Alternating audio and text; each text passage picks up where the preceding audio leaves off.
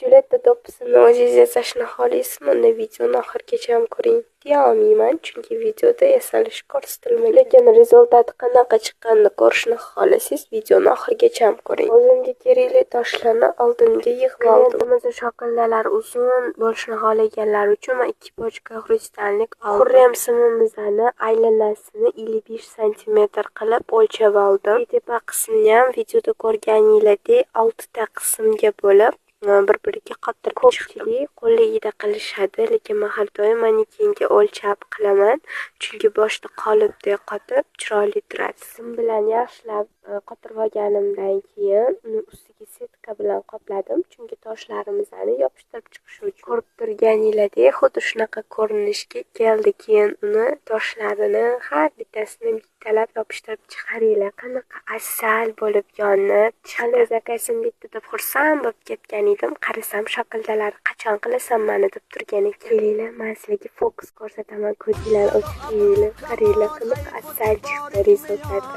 Ko'rib o'zinglar baho bering. Hali qo'llariga olmagan klientimga ham judayam yoqdi. Shuncha mehnatga bittagina like bosib keling. Bunaqangi qiziqarli videolarni o'tkazib yubormaslik uchun menga obuna bo'ling.